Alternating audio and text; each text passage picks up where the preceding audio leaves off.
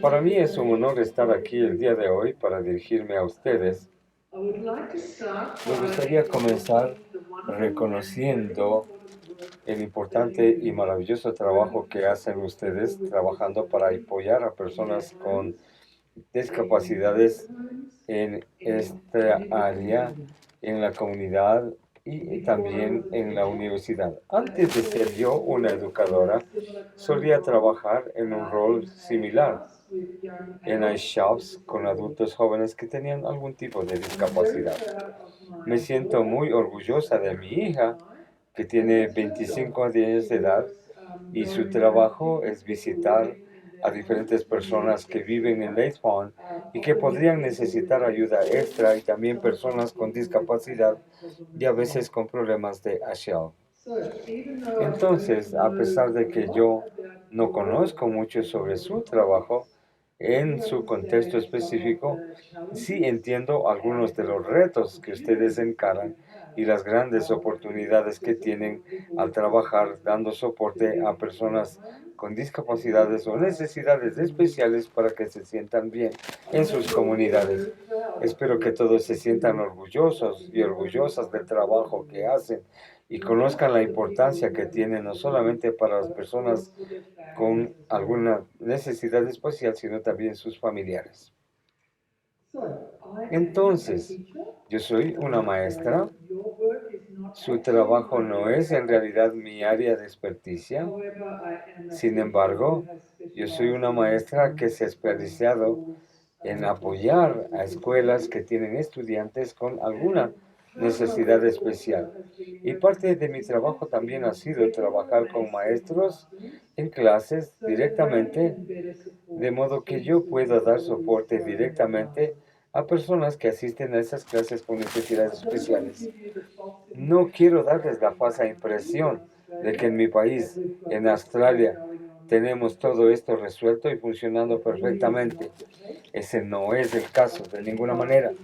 Yo creo que al igual en su país, estamos intentando de movernos hacia metas y aspiraciones muy altas como país.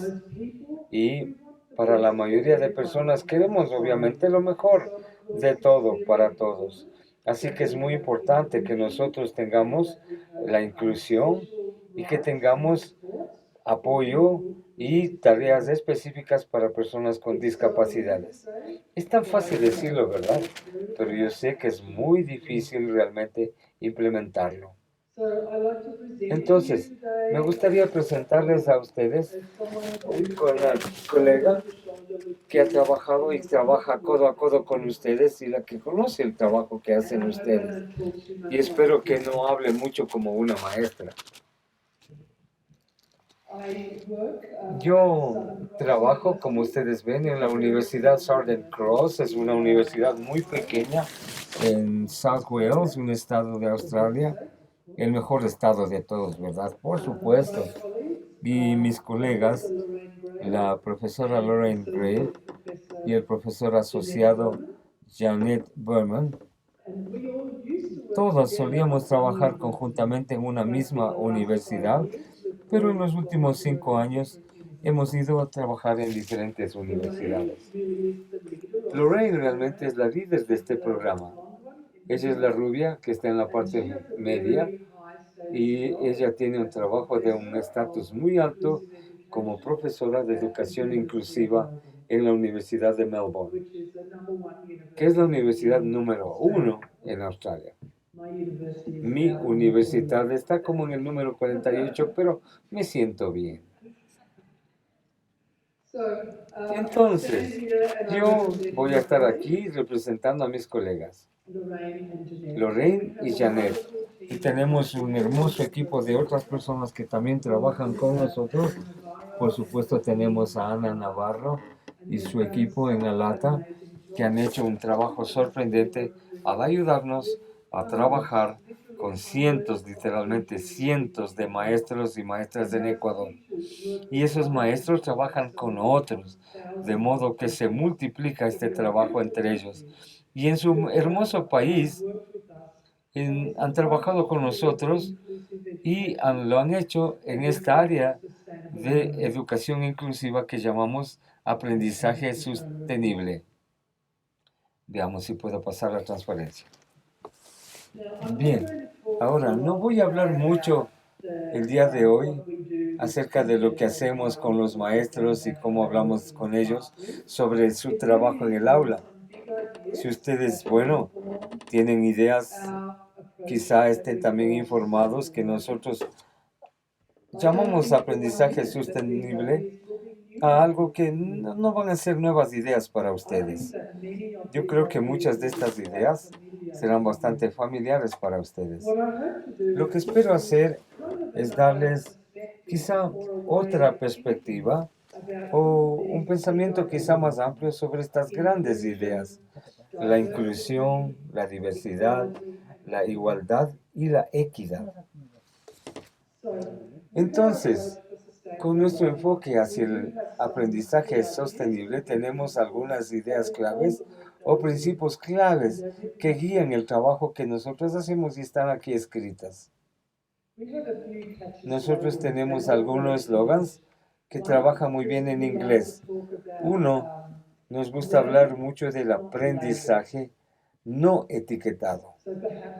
Entonces, a lo mejor en su contexto todavía tiene que ver con aprendizaje, pero con aprendizaje para destrezas de vida y cómo aprender a ser un buen miembro de la familia y a la vez un buen miembro de la comunidad.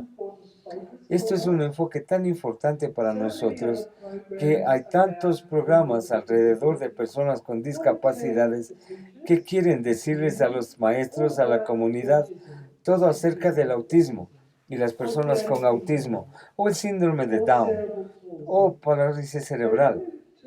Pero realmente queremos enfocarnos en la visibilidad y queremos ver cuál es el déficit que esa persona tiene y cómo los maestros, en mi caso, pueden trabajar con los estudiantes para vencer esas deficiencias.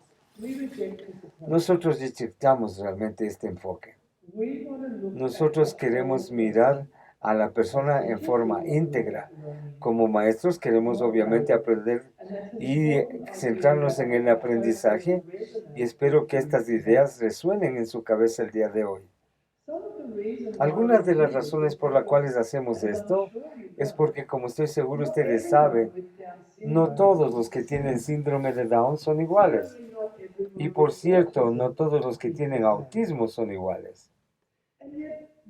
Aún así, algunas personas, quizá una persona que tiene síndrome de Down y una persona que tiene autismo, quizá necesitan el mismo tipo de cosas. Tratamos entonces de mirar a las fortalezas y a los aspectos que son comunes.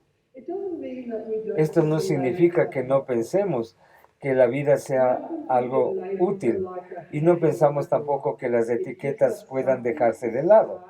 Sí, nos da un punto de partida para entender las necesidades de la persona. La etiqueta quizá nos ayuda a abrir la puerta, pero una vez que la puerta está abierta, queremos ver a la persona íntegra, no solo una discapacidad como tal. Queremos ver una persona con sus fortalezas, sus capacidades y sus necesidades.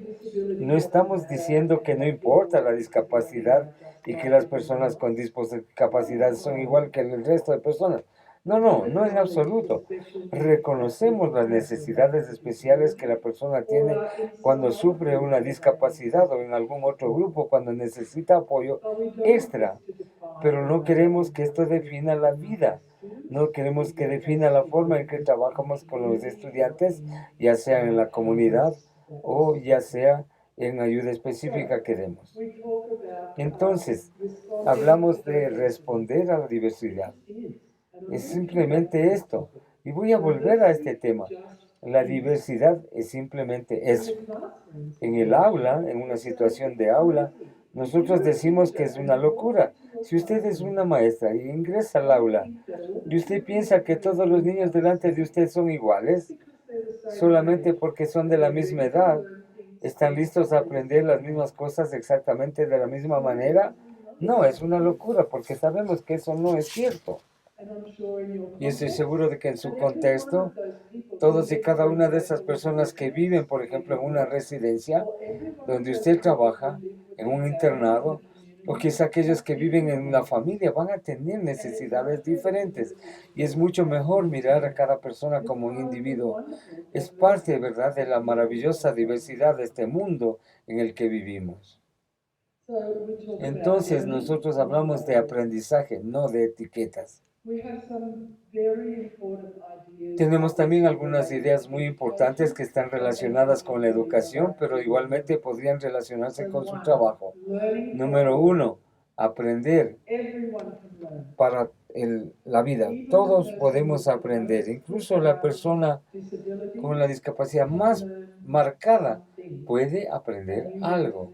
Una nueva forma de mover su mano, una nueva forma de decirle que sí o que no. Las personas pueden aprender durante toda su vida. Entonces, cuando decimos aprendizaje para todos, realmente rechazamos la idea de que tengan en mente de que algunas personas no pueden aprender. Y también nos enfocamos en enseñar algo significativo. En el aula, obviamente, queremos que los estudiantes aprendan cosas que son significativas para su vida. Y estoy segura de que puedo ver el paralelo en sus clases.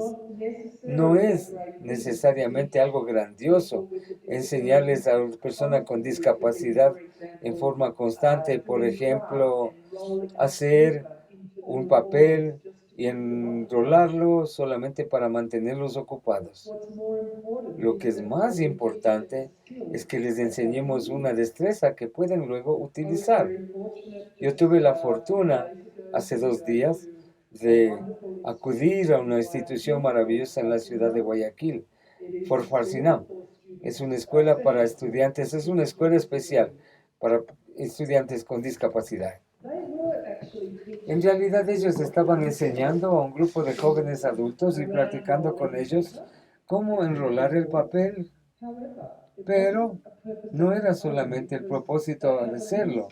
¿Por qué? Porque tienen un pequeño negocio en donde estas personas hacen unas tarjetitas preciosas y la destreza que estaban aprendiendo, esta destreza que estaban aprendiendo era para que la próxima vez que ingresen al taller puedan participar haciendo estas tarjetas de saludo y ganar pequeñas cantidades de dinero. Entonces, ¿de qué hablamos? Hablamos de enseñar algo significativo y luego, en términos de lo que queremos que hagan los alumnos en clases, es un aprendizaje perdurable. Nuevamente aquí tenemos la idea de que no estamos simplemente allí para llenar el tiempo, ¿verdad? Queremos que los estudiantes aprendan cosas que sean importantes para ellos durante su vida. Estoy seguro de que ocurre lo mismo con ustedes. Incluso si están enseñando a alguien a coger vegetales, cortarlos, preparar una comida, es algo que importa en el contexto de su familia y es una destreza que ellos pueden aprender para el resto de sus días. Nosotros tenemos un modelo del cual vamos a hablar un poco más tarde. En inglés es una abreviación, una sigla que dice Atrium o Atrio en español. Atrio en español, sí, correcto. Entonces, espero que no les haya aburrido con mi charla sobre la enseñanza en las aulas. Espero que ustedes puedan tomar algunas de las ideas de las que he hablado y las puedan aplicar en su propio entorno. Y realmente espero que ustedes participen en forma activa en estas actividades y luego tengan la oportunidad posterior de formular algunas preguntas. Gracias. Esta es una fotografía de alrededor de 250 profesores que hicimos nuestra capacitación inicial en abril del año pasado en la ciudad de Guayaquil. Fue una experiencia realmente fantástica. Pero lo que nosotros derivamos es que lo que aprendieron lo pasaron luego a sus colegas. Este es el modelo. Entrenamos a algunas personas en forma presencial y luego creemos que el aprendizaje realmente ocurre cuando estos maestras trabajan con sus colegas en las escuelas. Y yo les he dicho a ustedes que cuando trabajan con un colega excelente es una excelente forma de aprender. Yo creo que los maestros son expertos y sí, podemos proveerles algo de información, pero el mejor aprendizaje ocurre incluso en sus roles cuando ustedes hablen de este trabajo con sus colegas, cuando miren a sus colegas y vean que hacen excelentes prácticas y hablen de ello y quizá traten de cambiar algo de lo que están haciendo y intenten hacer algo nuevo, ¿verdad? Nuevamente, fácil decirlo, ¿verdad? Pero qué difícil hacerlo. Aprender no siempre es fácil, ¿verdad? Aprender nuevas cosas, incluso menos. Pero si tenemos nuevas expectativas de la sociedad, se vuelve un reto para las personas que juegan su rol encontrar nuevas maneras, particularmente para promover la independencia de aquellas personas con las que trabajan. Yo sé que esto es duro. Es mucho más fácil si lo hace con usted mismo, ¿verdad? A veces en situaciones de destrezas de vida, incluso en nuestra casa, con nuestros propios hijos, decimos, déjame a mí, yo puedo hacerlo esto más rápido. Pero yo me acuerdo y tuve que hacer un trabajo. Y dije, voy a ir lentamente, pero alguien podrá seguir. Pero sabemos que particularmente con las personas con discapacidades, lo mejor que usted puede darles es su independencia. Entonces, les voy a retar para que comiencen a revisar el trabajo que ustedes hacen y el trabajo que hacen sus colegas y ver si pueden encontrar maneras de compartir la práctica y aprender unos de otros. Y también, obviamente, aprender de las personas con las que trabajan. La palabra sostenible y el enfoque que nosotros tomamos realmente quiere enfocarse en algunos principios claves. No es solamente en palabras porque son quizá de moda y parezcan sostenibles. No, nuestro trabajo debe ser algo que podamos justificar. Debe ser podemos defenderlo en forma ética, ¿verdad? Y nosotros queremos trabajar con integridad y con justicia. Y mucho más importante, queremos asegurarnos de que todas las personas con las que trabajamos sean respetadas. Este es una importante para ustedes a considerar. También queremos asegurarnos de que nuestros estudiantes y los maestros, en este caso, en su caso, los clientes con los que trabajan y ustedes mismos, estén saludables y que puedan permanecer saludables durante su trabajo. Si su trabajo es demasiado arduo, demasiado exigente, si usted a veces se siente descorazonado, no es necesariamente tan saludable, ¿verdad? Y ya no es sostenible. Entonces es importante en su trabajo que se cuide mucho y también cuide a sus clientes, de modo que su trabajo sea sostenible y de modo que usted también sea sostenible porque usted es muy importante. Tener una relación buena, sólida, bien alimentada, también es realmente importante en términos de sostenibilidad. Y nuevamente les digo, mire a sus colegas y busque este tipo de relación saludable dentro de un marco de respeto. Obviamente usted también puede tener una relación muy saludable y obtener mucho respeto de los clientes con los que trabaja. Pero tener este aspecto en forma recíproca, tener estas relaciones saludables es esencial para sustentarse usted mismo y para desarrollar y sostener a sus clientes. El último, quizá, idea que yo quiero mencionar acerca de sostenibilidad es que nuestro trabajo debe ser algo perdurable. Necesita durar, por lo menos el turno, hasta la próxima semana y hasta el próximo año. Queremos asegurarnos de que esas grandes ideas que nosotros hemos adoptado como maestros, y creo que algunas de las ideas grandes que necesita considerar realmente van a perdurar y van a ser muy útiles e informativas en su trabajo. No es solamente hablar. No, no, no. Queremos que esto se traduzca en acción. Entonces, en nuestro trabajo como maestros estamos muy informados por una legislación, ¿verdad?, muy amplia. Una de ellas es la Convención sobre Derechos del Niño. Ahora, a lo mejor esto no sea muy relevante para usted, pero sí quiero mencionarla aquí. ¿Por qué? Porque esta convención tiene 30 años de edad. Cumplen este año. Comenzó en 1989 y realmente ha informado nuestro trabajo durante muchos años. ¿Y por qué es que los maestros trabajan con niños en las escuelas? Bueno, estoy seguro de que ustedes saben que los maestros ya no son los guardas, ya no son los que están diciéndole todo el tiempo al estudiante qué debe hacer y cómo debe comportarse. No, así no es como funciona la sociedad de estos días, para bien o para mal. Y lo mismo para ustedes. Ustedes quieren tener personas que les respeten y trabajen con ustedes, no alguien que les esté diciendo las cosas de manera grosera, cómo hacerlo y etcétera. Entonces, nuevamente, volviendo a los derechos del niño, es el tratado de la historia más amplio del mundo. Virtualmente todos los países del mundo y por supuesto incluyendo Ecuador han ratificado este tratado sobre los derechos del niño. Sin embargo, sospecho que los derechos del niño parecían importar para ciertos grupos de niños, pero no para otros. Por cierto, los niños con una discapacidad no siempre lograban que sus derechos sean satisfechos ni en la escuela, peor en la sociedad. Ha habido otra convención de la cual Ecuador es firmante. Yo estoy, quizá y ustedes también, bastante familiarizados. Es la Convención sobre Derechos de Personas con Discapacidades que fue firmado en 2008.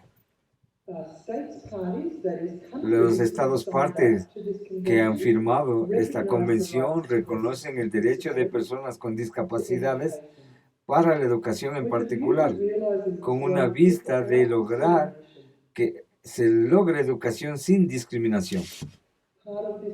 Parte de esta convención sobre los derechos de los niños con discapacidades es desarrollar en forma completa el potencial humano y el sentido de dignidad y de autosustento y reforzar el respeto para los seres humanos.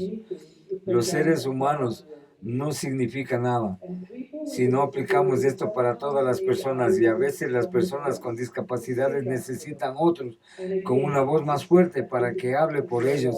Y nuevamente este es un rol nuevo y es un área de respeto. Y es tan importante tratar de construir un nexo y llevar al máximo esto, la personalidad, los talentos y la creatividad de las personas con discapacidades. ¿Con qué frecuencia ese tipo de cosas se dejan a un lado y se piensa que la persona con discapacidad, claro que tiene su propia personalidad, tiene sus propias aspiraciones, tiene sus propios intereses, incluso su propia creatividad? Y por supuesto, esta convención entonces refuerza su derecho a intentar y lograr todas estas habilidades. La Convención en los Derechos de la Persona con Discapacidad lucha para hacer posible que las personas con discapacidades participen en forma efectiva en una sociedad libre.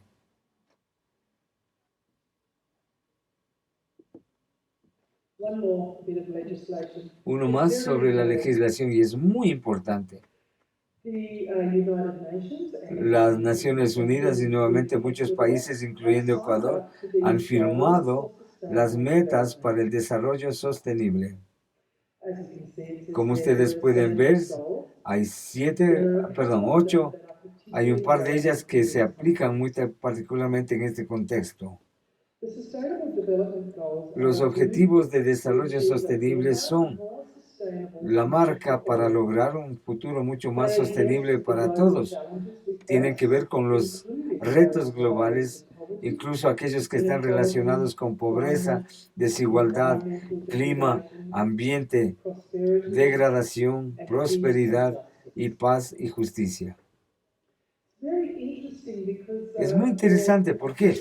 Porque a lo mejor es uno de los primeros de estas convenciones que realmente han fijado metas de progreso. Es decir, cada uno de los 17 objetivos, cada país debe decir que ha hecho un esfuerzo y ha intentado lograr el nivel de progreso señalado. Uno de estos objetivos de los 17 tiene que ver, como pueden leerlo aquí, intentar promover la igualdad. Ahora es una meta muy amplia, ¿verdad? Y cubre muchas áreas. Tiene que ver con la igualdad entre países, la igualdad al interior de los países, tratar de reducir la brecha entre cuáles países son ricos y los pobres. Pero hay también objetivos muy particulares que se relacionan a las personas con discapacidades. Como pueden ver ahí, el objetivo 10.2 quiere lograr hasta el 2030 promover la inclusión social, económica y política de todas las personas, independientemente de su edad, de sus factores que ven aquí, por supuesto incluyen discapacidad. Y en forma progresiva lograr también una mayor igualdad. Entonces, su gobierno ha fijado metas para su país que debe lograrlas en relación a estas metas. Hay otro objetivo de desarrollo sostenible que tiene que ver con educación, tiene que ver con educación de calidad para todos. Estas metas son realmente ideas muy grandes, ¿verdad? Mire, queremos eliminar la discriminación en la educación. Es fácil decirlo, ¿verdad? Como una aspiración, como un deseo, pero extremadamente difícil de lograr.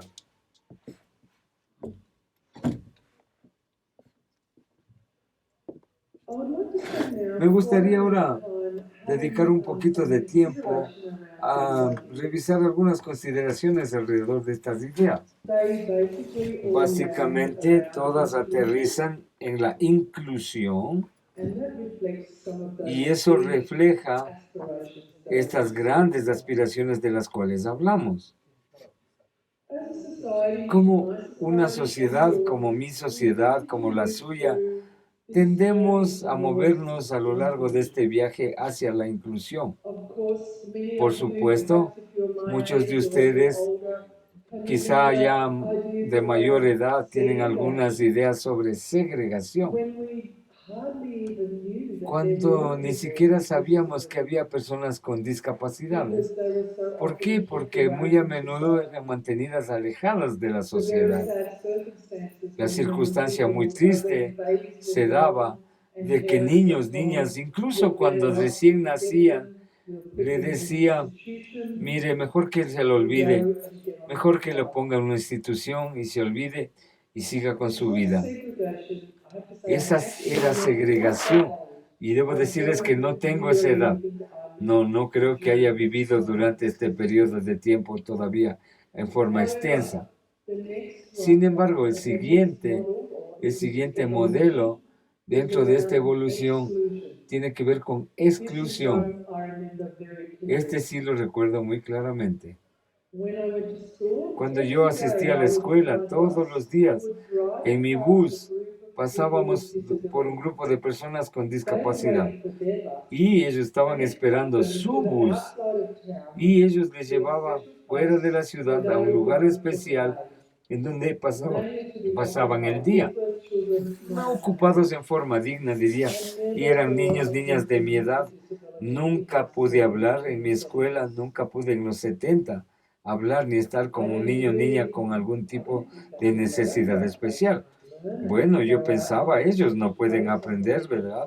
Por eso es que van a un lugar fuera, alejado de la ciudad, y a lo mejor enrolan papel y hacen algo para matar el tiempo. No son como yo.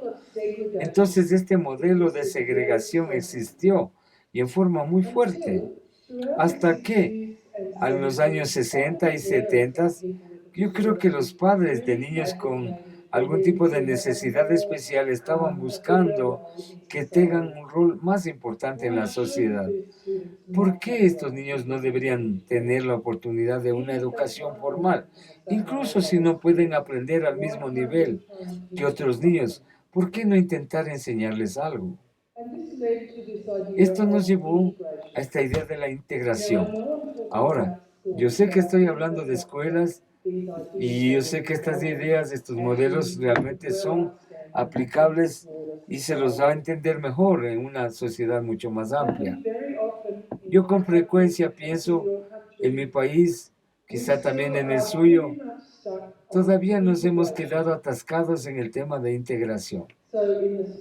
Entonces, en el contexto de la escuela, esto significa, sí, seguro, su estudiante puede ingresar en mi clase, pero tendrá que sentarse en la parte posterior y usted tendrá que darle un trabajo separado y no habrá ningún trabajo extra, de modo que las personas con discapacidad están integrados, pero realmente no están incluidos. Con frecuencia ocurre lo mismo en la sociedad. Estas personas con una discapacidad pueden verse bastante bien, ¿ah? Pueden comportarse bastante bien, comportarse apropiadamente, no hacer demasiado ruido, demasiado relajo, no afectar a otros niños. Sí, sí, pueden entrar al mall también. Pueden ir por ahí en algún grupo comunitario, pueden quizá ir en el mismo bus, pero todavía hay una gran diferencia con esta idea de nosotros y ellos.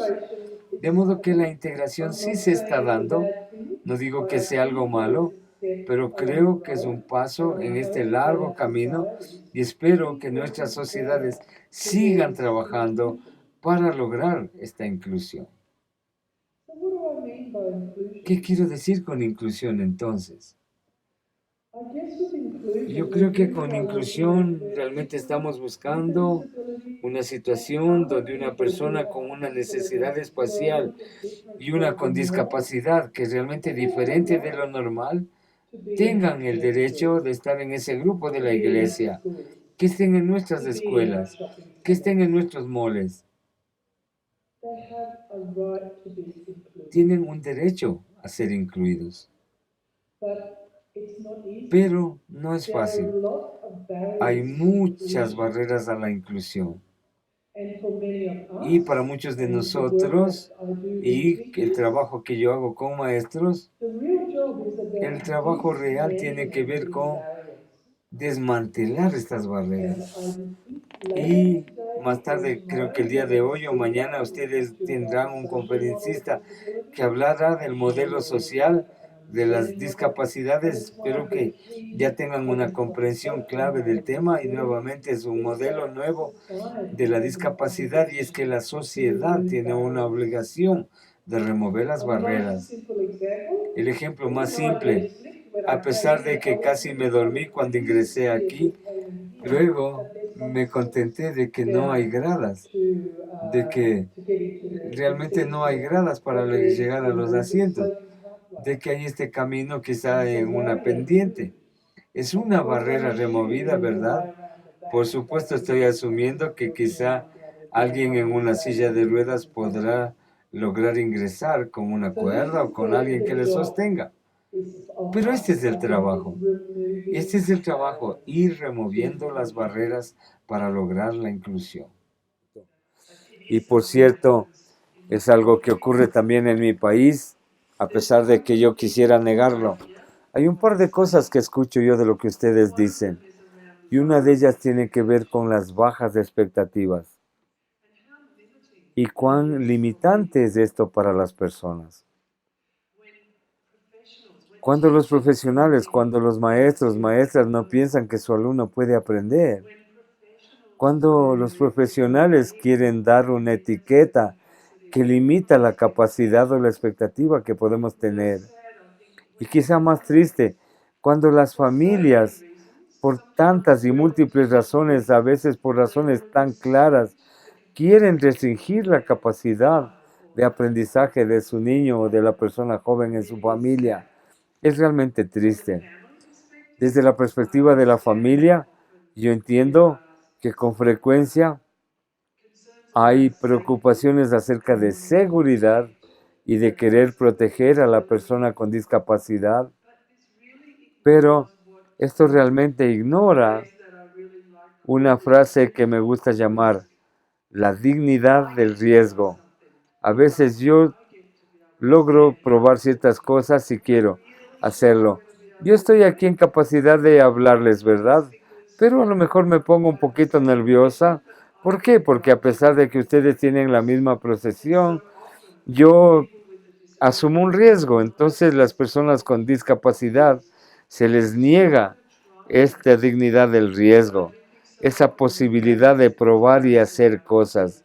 Yo creo que tiene que ver con el temor y también porque el joven, la jovencita, quizá no quieren que se haga daño, ¿verdad?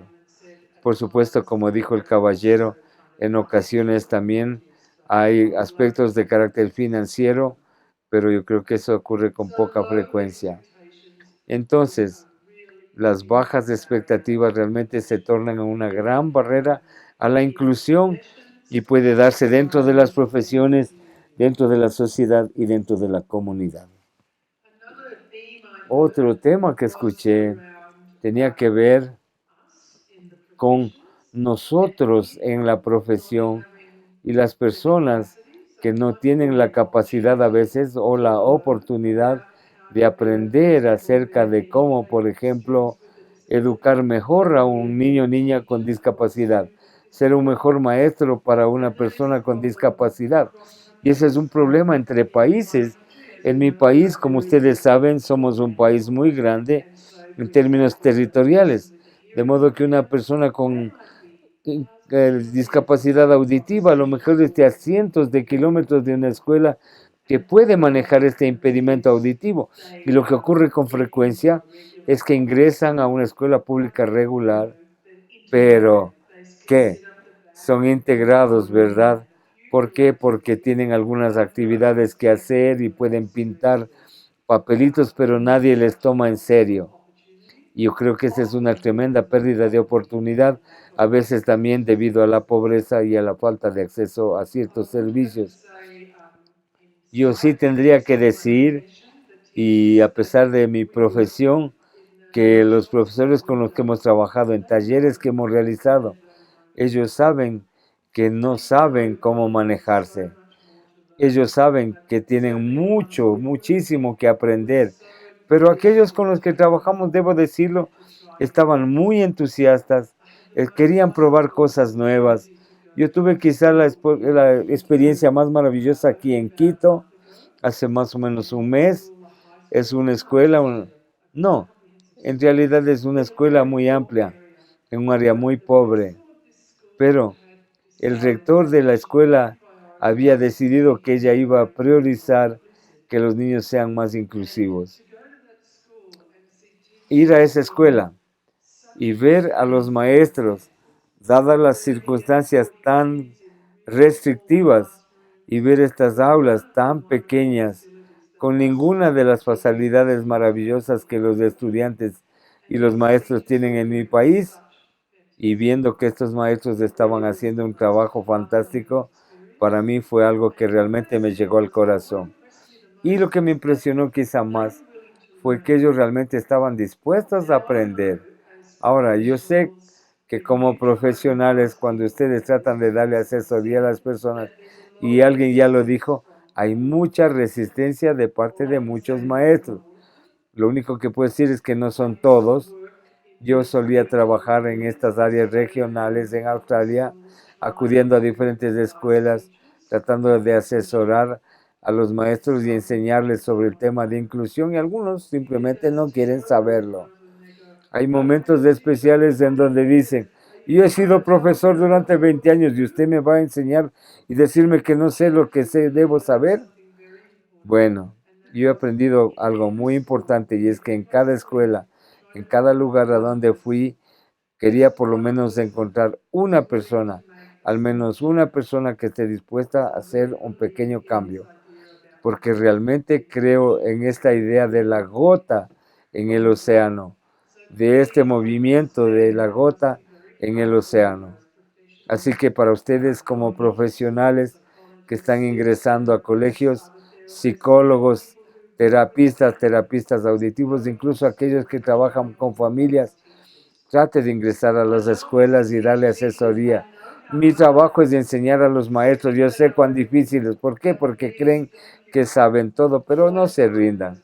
Traten de encontrar ese profesor o profesora que está dispuesto a hacer un pequeño cambio y trate de mantener sus expectativas en cuanto a lo que ellos quieren hacer, en algo que ellos quieran lograr. ¿Por qué? Porque si usted les da un nuevo currículum muy grande que deben implementar, a lo mejor es demasiado difícil, pero si les guía paso a paso, probablemente encontrará pocos profesores que estén dispuestos a probarlo y a lo mejor el profesor que vive o trabaja cerca de ellos, al ver el éxito, también probará algo nuevo.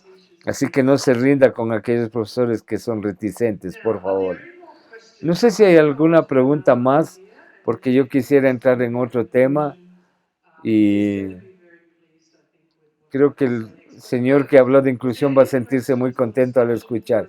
Pero antes, no sé si hay alguna pregunta, alguna contribución que quiera. Muy recientemente acudí a una reunión, a una conferencia en Loja y también en una parte del norte de Argentina, en un lugar llamado Jujuy, donde hubo toda una federación nacional de representantes de universidades de Argentina y donde todos están tratando de trabajar conjuntamente para lograr la inclusión en universidades también. Yo quiero hacer ahora un comentario y no tiene que ver con la jerarquía de las discapacidades, pero siempre encuentro muy interesante que el primer grupo que tiene oportunidades para ser incluido con frecuencia son personas que tienen una afectación visual o auditiva. Y eso es algo realmente bueno.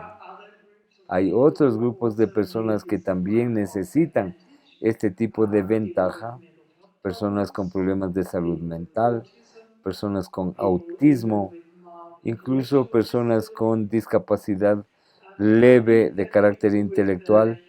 Y yo creo que las personas con discapacidades auditivas o visuales realmente pavimentan el camino, si podemos decirlo, para otras discapacidades.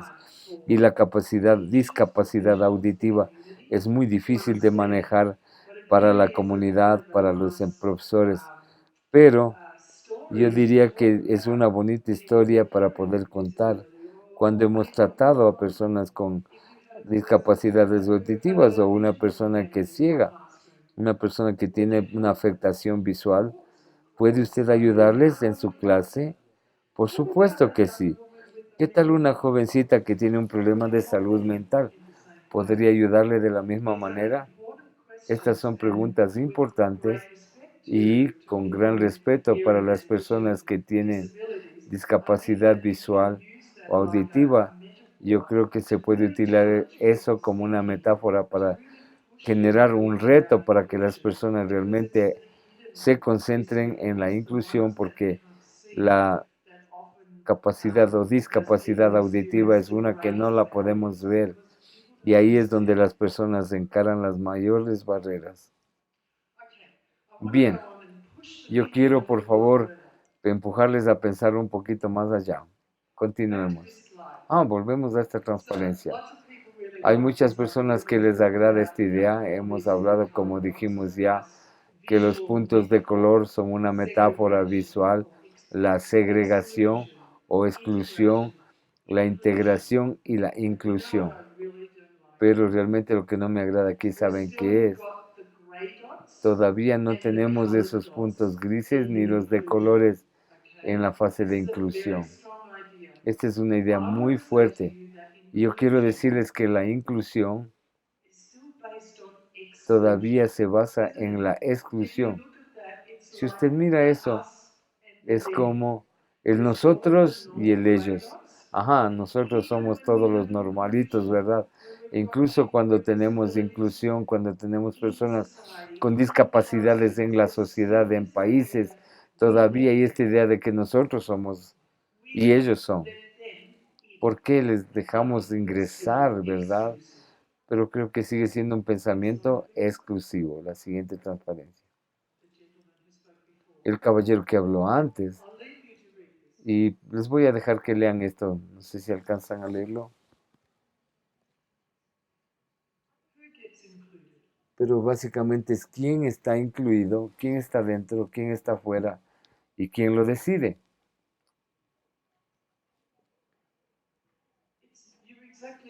Tienen razón, señor. Exactamente, no es solamente la persona con discapacidad. Obviamente, quizá hay mucho trabajo arduo y un enfoque muy importante y yo no quiero de ninguna manera decir o hacer de menos lo que estén haciendo, pero hay personas que no tienen una gran necesidad y hay personas, por ejemplo, que son muy pobres y que tienen una necesidad muy grande para realmente lograr la inserción en un sistema educativo inclusivo. Y en su hermoso país, al momento podríamos encontrar personas muy compasionadas, llenas de compasión, ¿verdad? Y también sé que tienen al momento muchos refugiados, ¿verdad? Esas personas necesitan acceso también. No es solamente las personas con discapacidades, no es solamente las chicas o los chicos, o no solamente las mujeres jóvenes que están embarazadas. Hay muchos y muchas de nosotros que a veces necesitamos una ayudita extra. Mi hermosa hija, de la quien hablé un poco antes, y le dije que trabaja en un centro de apoyo para personas que trabajan con discapacidades, y le dije que cuando ella tenía como 20 años, también tuvo ella mismo problemas de salud mental.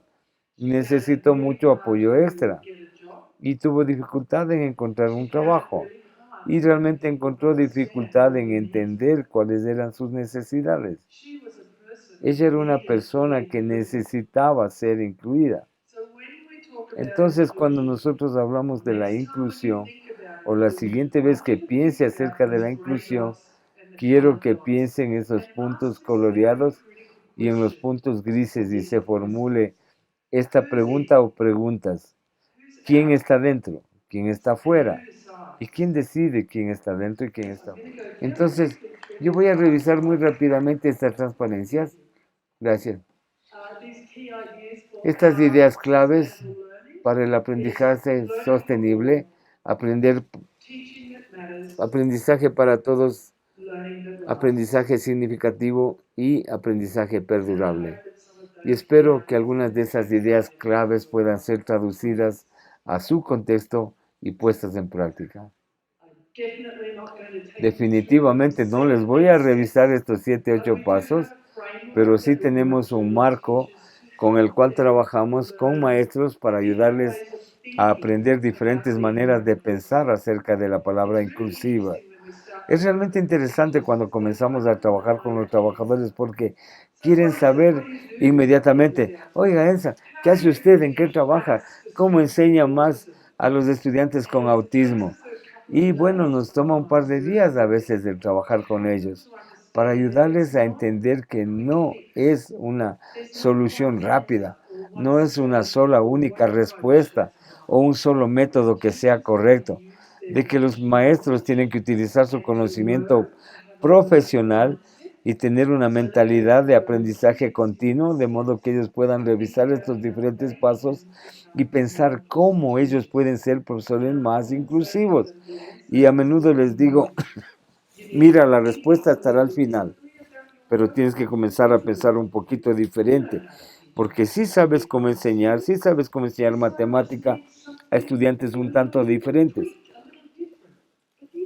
Hay que darle un sesgo, hay que darle un ajuste mínimo. Entonces, mucho de nuestro trabajo se hace a través de estos 8 pasos. Qué bueno que usted no tenga que sentarse y someterse a mis exigencias, ¿verdad? Este es el último modelo de nuestro marco, del cual quiero hablar con ustedes. creo que está relacionado con el trabajo que hacen ustedes. Nosotros nos gusta pensar de los estudiantes como personas completas, como personas, como entes completos. Obviamente cada cual es un producto de la cultura. Tenemos destrezas interpersonales, tenemos la personalidad, tenemos diferentes fortalezas en nuestro aprendizaje y tenemos también apariencias físicas y habilidades diferentes. Entonces, tomar todo esto en cuenta hace a una persona un ente y comenzamos a pensar así de los estudiantes, particularmente de los que tienen discapacidades. Entonces, en vez de pensar en este niño de 9 años que tiene síndrome de Down, pensamos en este niño de 9 años que habla muy bien español y ha visto tanta televisión estadounidense que ya tiene unas 200 palabras de inglés también, que es su fortaleza. Le encanta el fútbol, pero no es muy bueno, ¿verdad? Como delantero, es muy amigable y a veces quiere ir a jugar golf. Miramos entonces las destrezas interpersonales, sus fortalezas y sus necesidades. Este tipo de enfoque, de método, realmente ayuda a ver a la persona, no a la discapacidad. Nuevamente hay diferentes modelos que informan el pensamiento sobre la discapacidad, pero como ven ustedes, yo muestro esto porque tenemos un trabajo indígena, tenemos también pueblos aborígenes, los Maori de Nueva Zelanda, es decir, diferentes culturas. Ahí, particularmente en el Pacífico, aquellos que vienen de islas como Fiji, Salomón, islas que contribuyen con su gente a Nueva Zelanda. Luego tenemos una variabilidad en términos culturales y por supuesto hay marcos psicológicos que nos ayudan a entender a estas personas. Y es realmente útil que un maestro entienda el HD de Heidi. ¿Conocen eso? El déficit de la atención. Cuando un maestro entiende un poco acerca de eso, puede realmente ayudarles cuando están tratando de entender todo el niño. En cuanto a las diferentes discapacidades, nos ayuda a entenderlos, pero también no debemos definirlos de entrada. Más bien, nosotros utilizamos esta idea. En español sale como atrio. Echemos un vistazo a las personas en este tipo de capacidades. Bueno, voy a dejar que ustedes lo lean.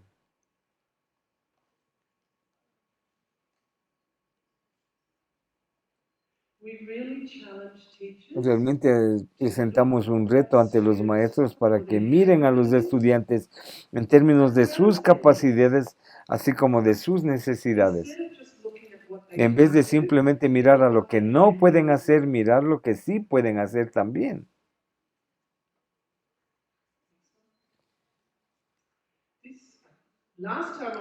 La última vez que estuve en Quito dije, este es un hermoso atrio en Quito y nadie sabía dónde es. ¿Dónde está? ¿Saben ustedes? Oye, un murmullo. Yo no sé tampoco, pero ustedes son los ecuatorianos, ¿verdad? Bien, yo creo que esta idea funciona. Entonces, cuando usted observa qué significa esas diferentes capacidades en inglés, es atrium. En español decimos atrio, pero no se traduce exactamente. Nos gusta la idea porque quizá, ¿qué es un atrio, verdad? Un atrio permite simplemente el paso de luz a un interior. Un atrio significa que usted puede mirar desde arriba hacia adentro y ver el objeto en forma absoluta, ver todo lo que hay en un objeto. Y como atrio también le permite ver cosas desde una perspectiva diferente. Entonces pensamos que esta es realmente una metáfora muy fuerte para pensar acerca de las personas. No solo las personas con discapacidad, sino también, por cierto, aplica. Y cuando trabajamos con esto y he requerido mucho tiempo para adaptarlo a los maestros, realmente queremos cambiar sus valores básicos y su comprensión acerca de los niños y las personas, particularmente aquellos con discapacidades, de que dejen de mirar sobre ese lazo del déficit, de que dejen de mirar sobre únicamente lo que ellos no pueden hacer, de que digan simplemente, es autista, entonces esto es lo que va a poder hacer y esto es lo que no va a poder hacer. No, mire a la persona en forma íntegra, he dicho, y ahí es donde el aprendizaje y las enseñanzas realmente se pueden dar. Ahí es donde se da la magia. Entonces, yo voy a concluir mi charla con ustedes dejándoles con este hermoso atrio de su ciudad de Quito y espero que ustedes reciban esta idea de que sí hay una perspectiva diferente, sí una forma de pensar de forma diferente sobre las personas y hay múltiples posibilidades. El gobierno de todos.